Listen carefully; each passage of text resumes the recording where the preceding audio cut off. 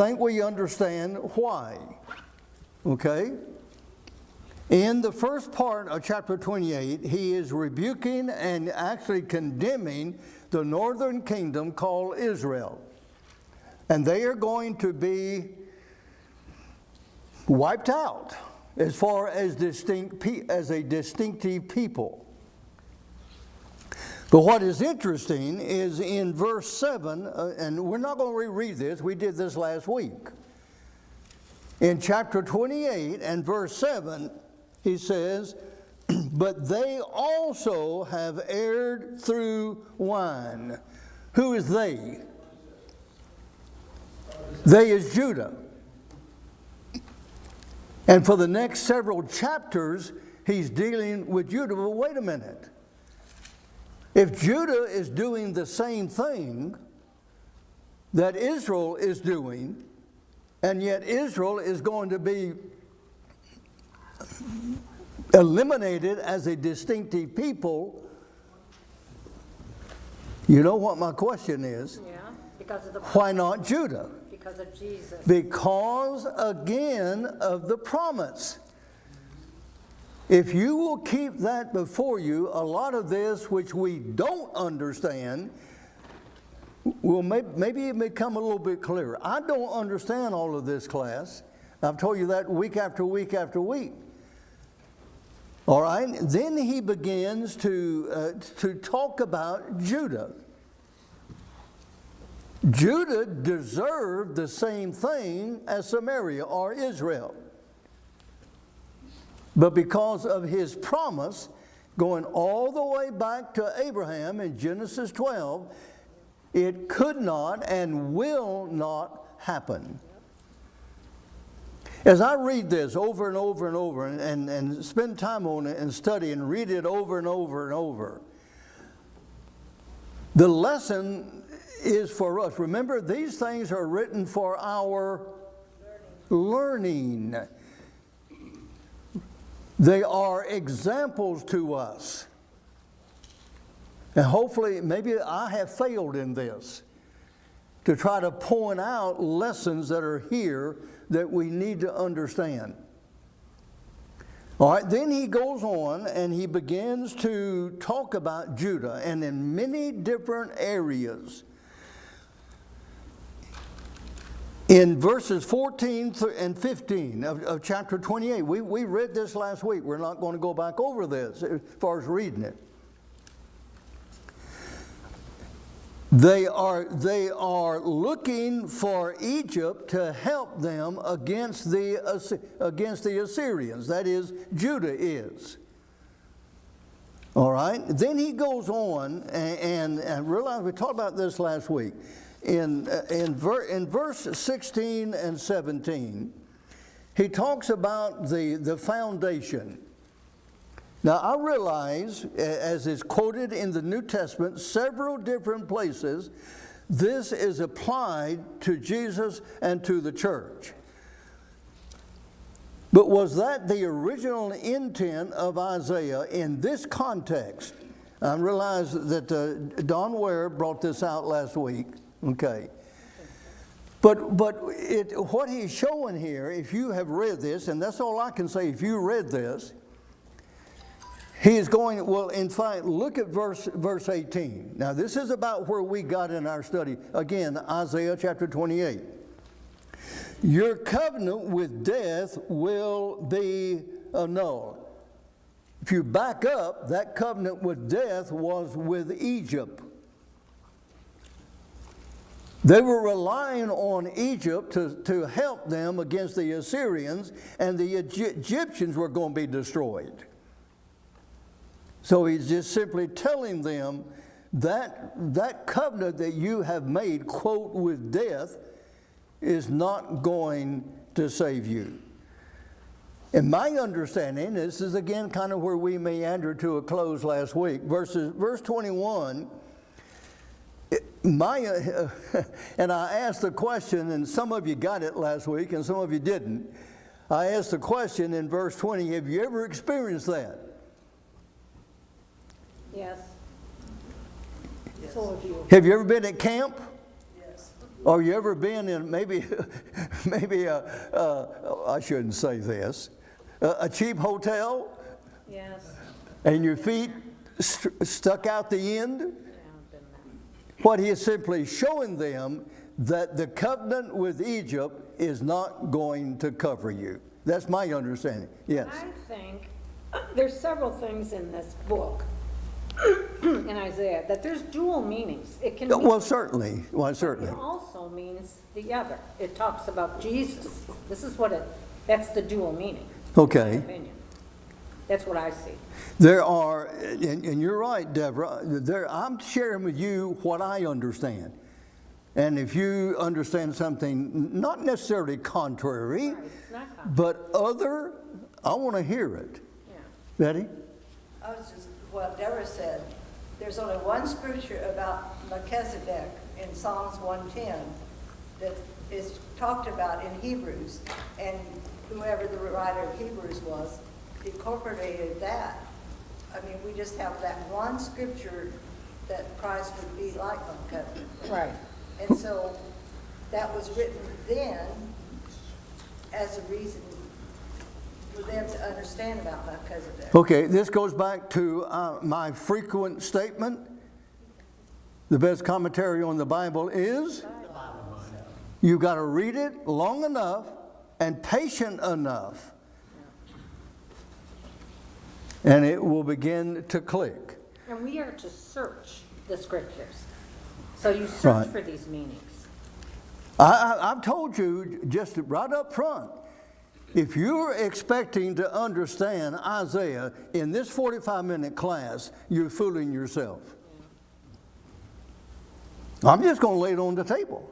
I know myself what it takes to try to understand it, and I still don't understand it.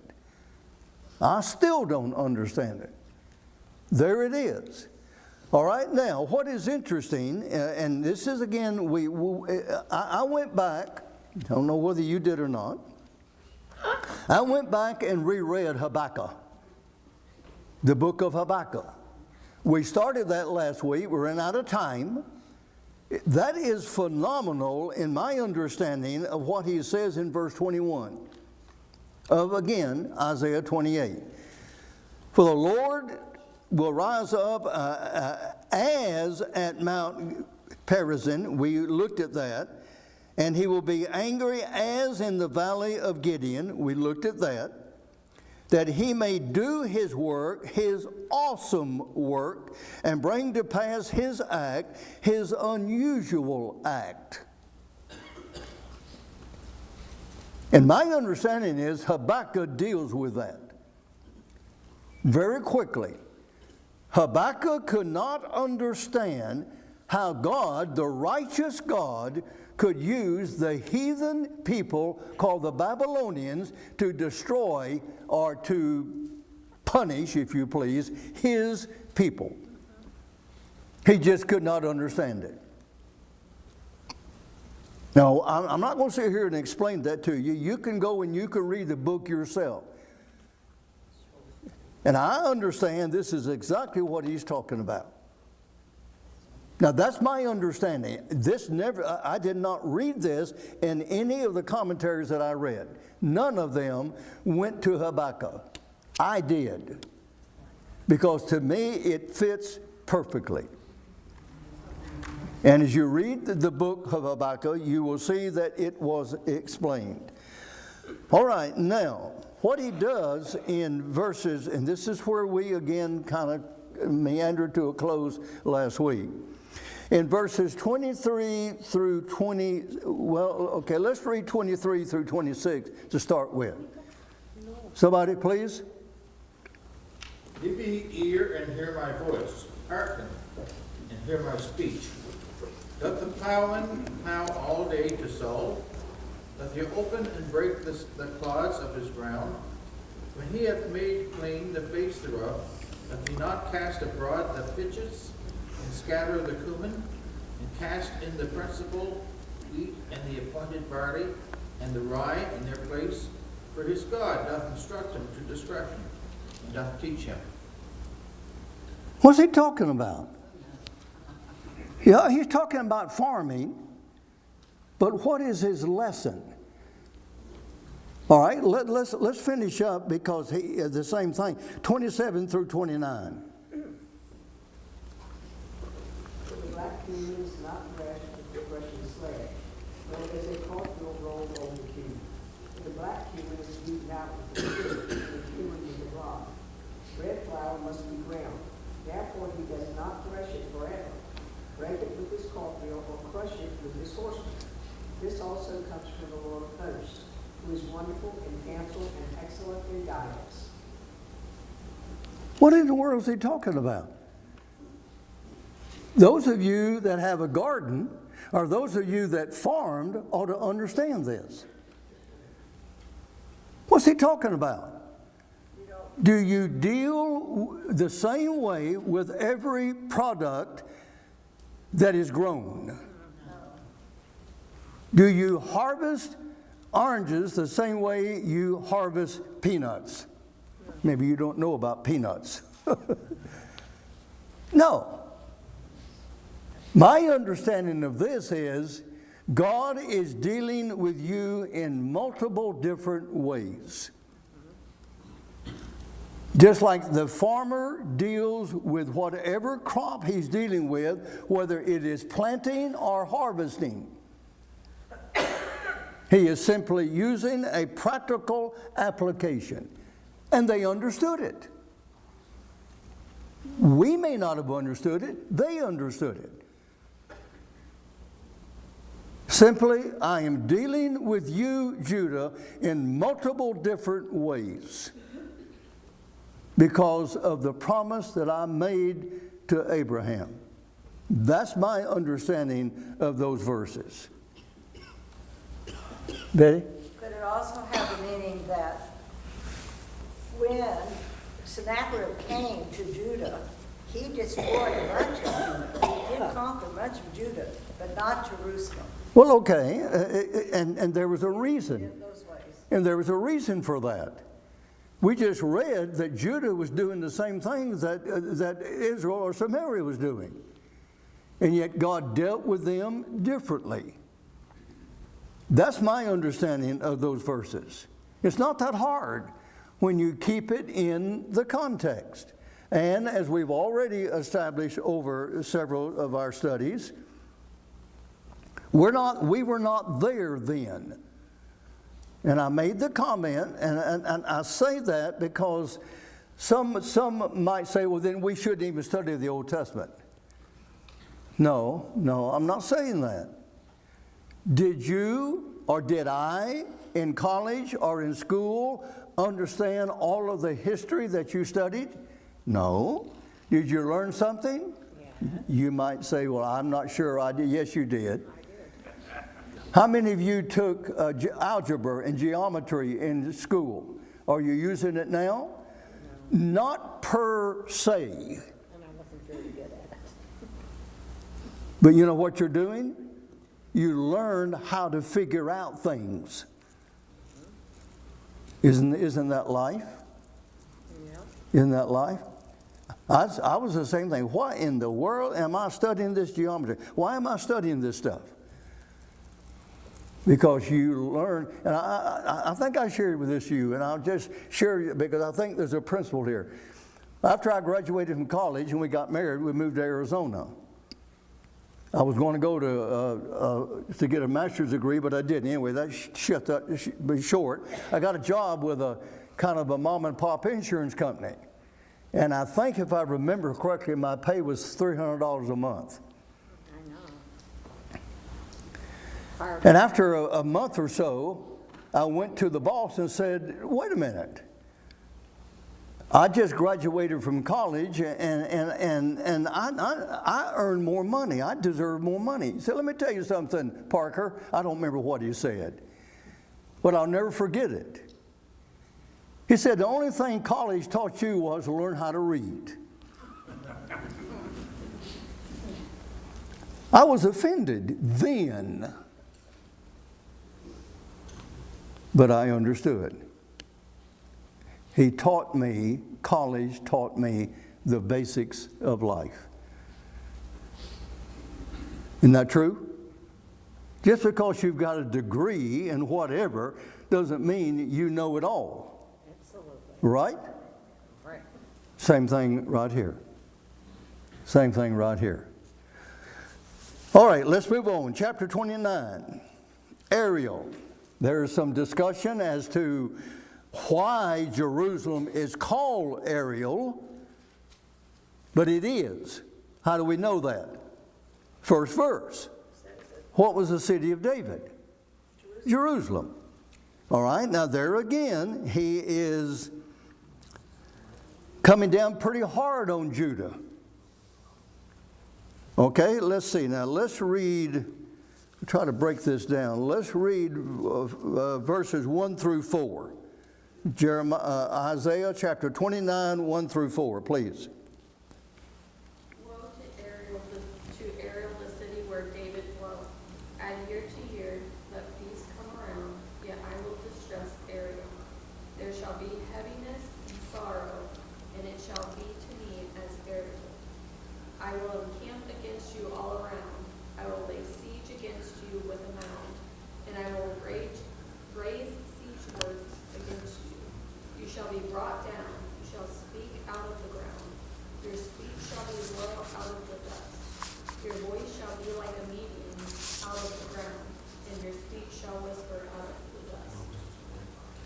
Now, of course, this was not going to happen at this time because the Babylonian Empire, as we've mentioned many, many times, at this particular time was not yet a particular threat. The Assyrians were. Even though you have, pardon the phrase, dodged the bullet of the Assyrians, you're not going to dodge the destruction that is going to come through the Babylonians. The latter part of those verses is simply my understanding of that they are going to be ashamed of their action and then what is happening to them. We read in 2 Kings chapter, I think it's chapter 28, that this is exactly what happened. We'll get to that a little bit later on. All right, let's read, this is a lengthy reading. Let's read 5 through 8 and listen carefully to what the Lord is saying through Isaiah. Verses 5 through 8 of Isaiah chapter 29. But the multitude of your enemies will become like fine dust, and the multitude of the ruthless ones like the chaff which blows away. And it will happen instantly, suddenly. From the Lord of hosts you will be punished with thunder and earthquake and loud noise, with whirlwind and tempest and the flame of a consuming fire. And the multitude of all the nations who wage war against Ariel, even all who wage war against her and her strongholds and who distress her, will be like a dream, a vision of the night. It will be as when a hungry man dreams, and behold, he is eating. And when he awakens, his hunger is not satisfied. Or as when a thirsty man dreams, and behold, he is drinking. And when he awakens, behold, he is faint, and his thirst is not quenched. Thus the multitude of all the nations will be who wage war against Mount Zion. Again, all I can share with you is my understanding. There's hope here. I don't know whether you detected that or not. There's hope here for Judah.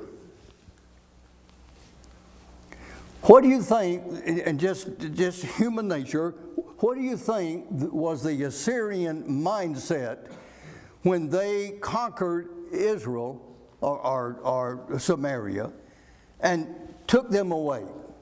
What do you think was the mindset of the leadership? The gods were with him. Well, yeah, and they were successful. And this is the first step of, you think that they threw up their hands and said, this is the end of it? No. Oh, no. Oh, no. But do you remember, and we've read this, we have referred to this several times in 2 Kings chapter what is it? Chapter 19 and verse 37, 185,000 of the Assyrian army was wiped out. And then the king went home. What happened to him? He was wiped out. You remember, and in fact, turned to Daniel chapter 5. Now, we're not going to obviously read the whole chapter. You remember is it Belshazzar? Is that the way you pronounce his name? Belshazzar, yeah. Do you remember the vision of the handwriting on the wall? You might want to read that, but what is interesting, let's see. Let's look at Daniel chapter 5, and let's read starting in verse 25. Daniel chapter 5 and verse 25. Someone read, please. And this is the inscription that was written, many Tekel Upharsa. This is the interpretation of each word. Many, God has numbered your kingdom and finished it. Tekel, you have been weighed in the balance and found weighty. Perez, your kingdom has been divided and given to the Medes and Persians. Then Belshazzar gave the command that they clothe David with purple and put a chain of gold around his neck, and made a proclamation concerning him that he should be the third ruler in the kingdom. That very night, Belshazzar, king of the Chaldeans, was slain, and Darius the Mede received the kingdom, being about 62 years old. That's exactly what Isaiah is talking about here in these verses.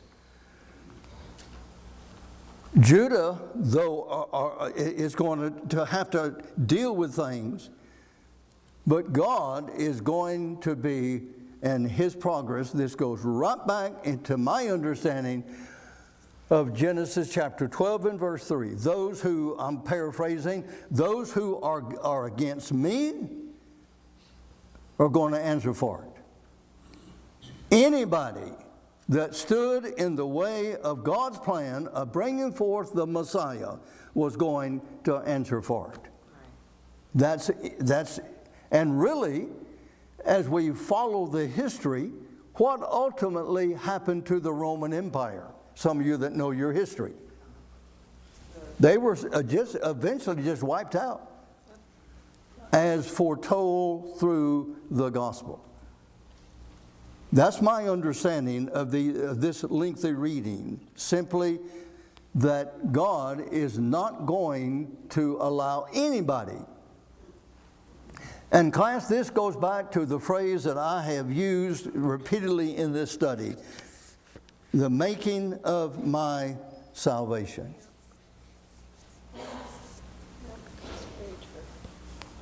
Some of you, and I've mentioned this before, some of you have worked in auto reproduction or maybe even electronic. Do you have any idea what is involved in making your computer? Do you have any idea in what is involved in making your phone? If we did, we probably would have a greater appreciation for it. Sometimes I want to throw mine away. Just this morning, I was ready to throw it away. That is small in comparison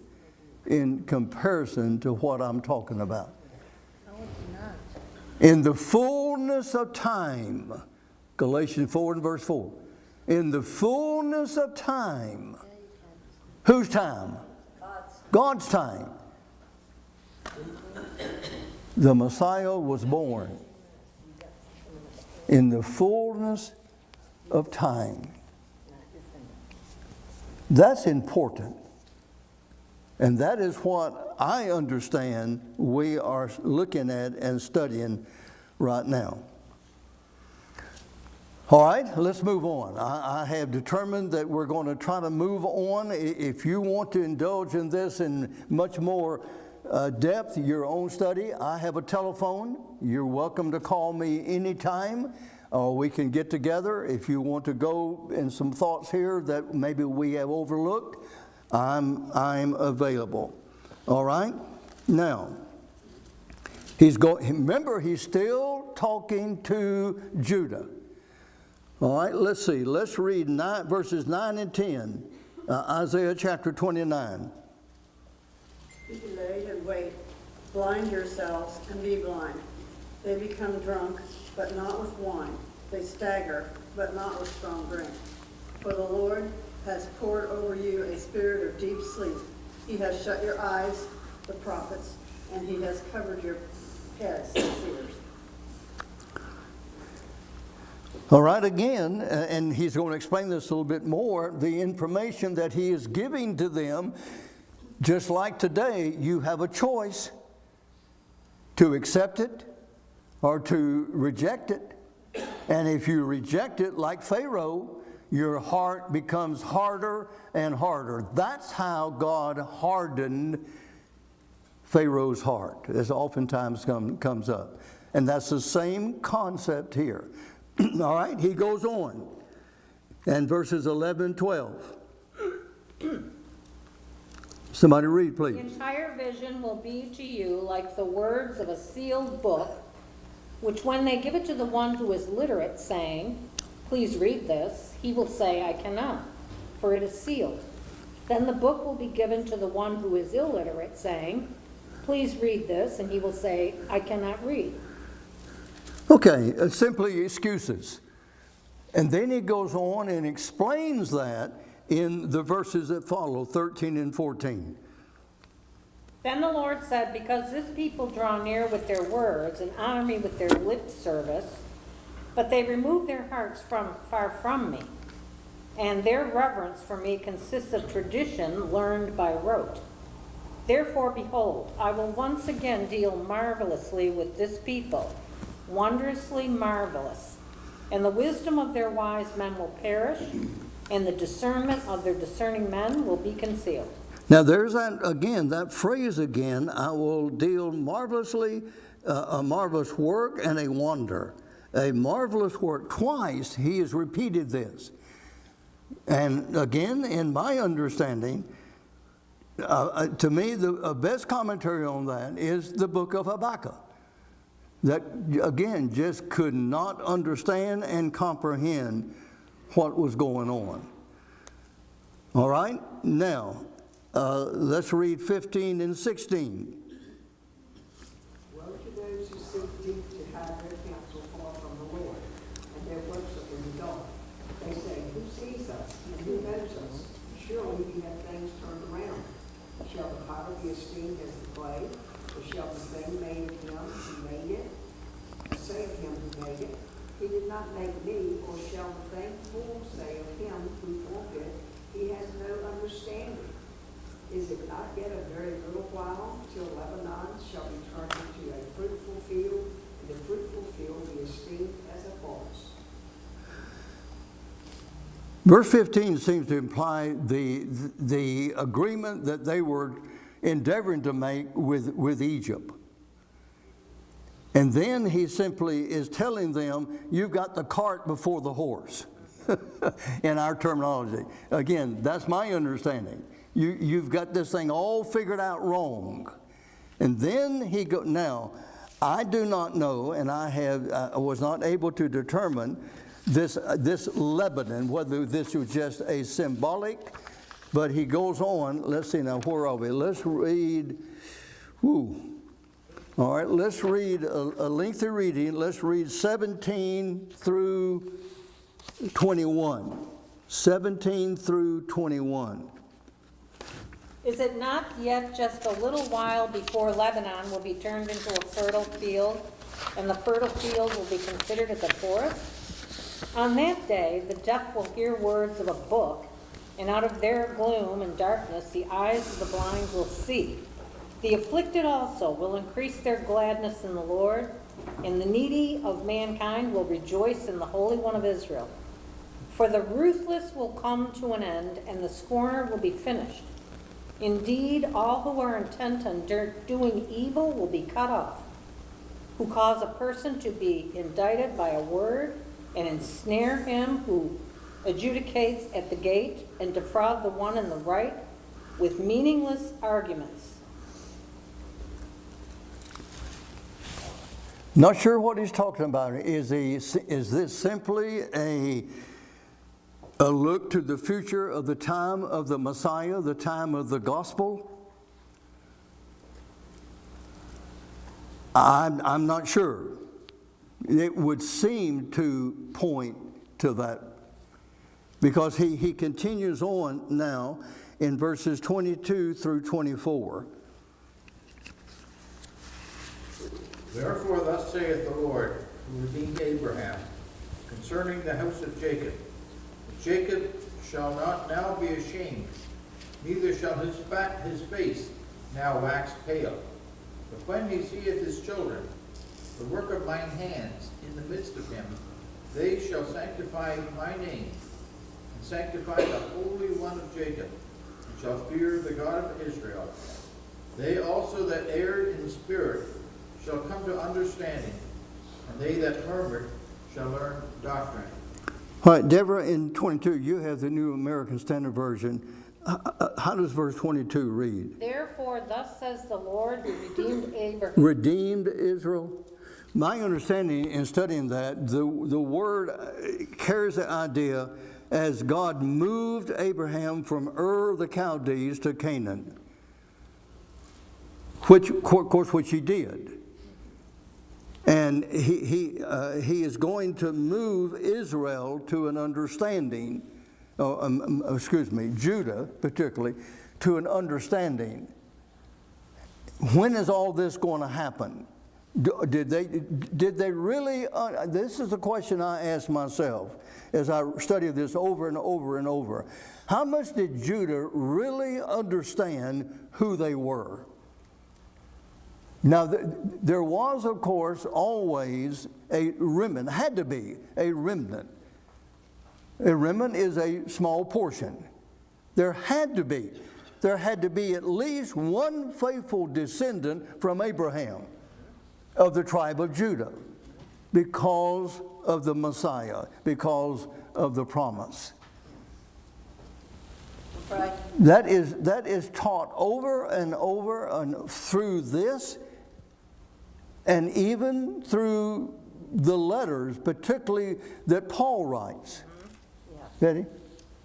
If you study the history outside of the Bible, because we don't have it, from BC 450, the Old Testament was completed, but that history from 450 up until the time of Christ is historically given to us. There were many, many, many faithful people during that period of time. Okay, most of you, I assume, as I scan the audience, Malachi was the last prophet. And he was somewhere 400-ish BC, before Christ. And there were, if you please, 400 years or so of silence, but not of action. There is historical record of what happened during those periods of time. Some very accurate. Why was Revelation stopped with Malachi? Was it time for this to simply gel? Some of you ladies know that there are certain, and maybe some of you men, there are certain dishes that you fix, maybe cakes or pies, that are better the second day, or if there's anything left, or maybe the third day after they are baked. Is not that true? I know Betty's German chocolate cake is better the second, if there's anything left, about the second or third day. Why? Because they had their spine. It's sort of I don't know, what do you call it, gel? I don't know what word you call it. It kind of just, it kind of starts to mix. Isn't that true right here? Again, in the fullness of time. Fullness of whose time? God's time. Galatians 4 and verse 4. All right, let's move on. Chapter 30. Chapter 30. Interesting. There are several very interesting points right here. All right, let's see how we can break this down time-wise. All right, let's read 1 through 5. 30, 1 through 5.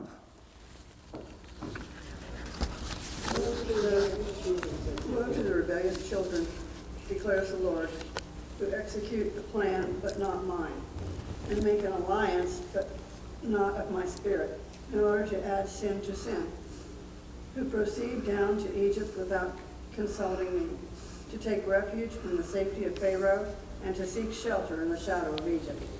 Therefore, the safety of Pharaoh will be your shame, and the shelter in the shadow of Egypt your humiliation.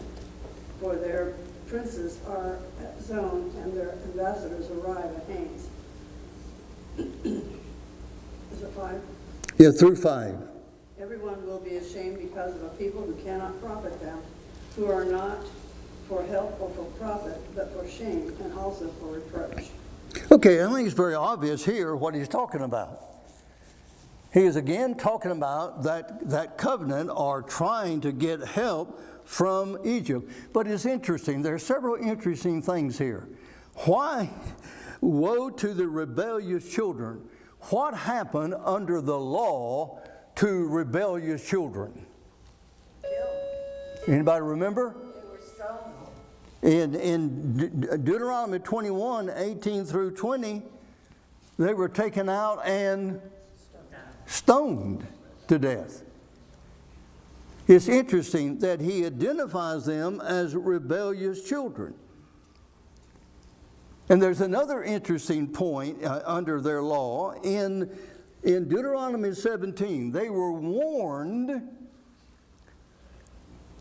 about if they set themselves up with a king, do not go or look to Egypt for help. That to me is amazing. In Deuteronomy chapter 17, they were warned that far ahead of time of looking to Egypt for help. And that's exactly what they are doing here in being rebuked. And he further explains this. All right. Let's see, again, trying to keep this in, let me see now, where are we? We are in verses 6 through, let me see, we can break this down. Again,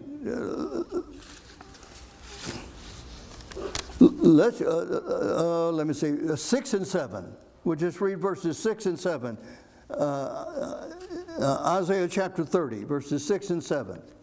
Against the beast of the south, through a land of trouble and anger, from which came the lioness and lion, the viper and the flying serpent. They will carry these riches on their backs of young donkeys, and their treasures on the hump of camels, to a people who shall not profit. For the Egyptians shall help in vain and to no purpose. Therefore I have called her Rahab and Sheba. In my understanding, I have a footnote that literally Rahab sits idle. Now that is not the same as it's not spelt the same way as the Rahab we're familiar with.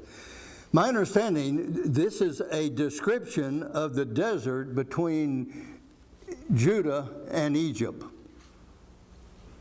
All right, then he continues, verses 8 through 11. Now go, write it on a tablet before them, and inscribe it on a scroll, that it may serve in the time to come as a witness forever.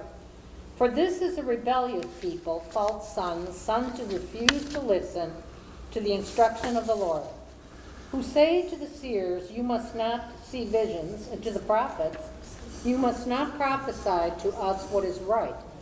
Speak to us pleasant words, prophesy illusions. Get out of the way, turn aside from the path.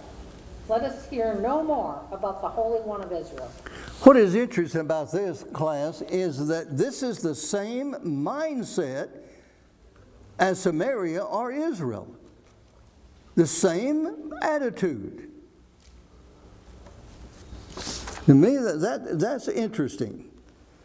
All right, and then, again, we've got just a couple more minutes. Therefore, says the Lord of Israel.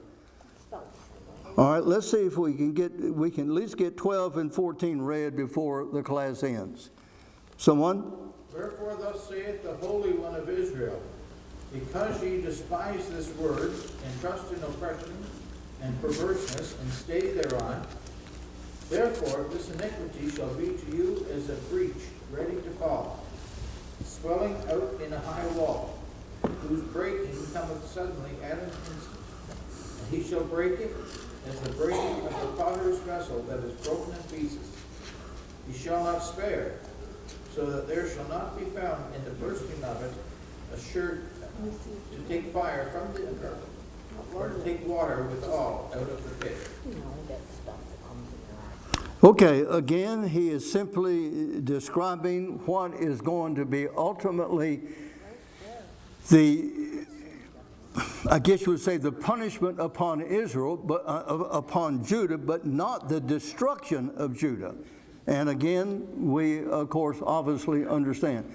All right, I don't know whether that thing does automatically, but there's nobody. Yeah, they're right there. There's the automatic thing. All right, class, we'll just pick up here as we conclude this class. Thank you.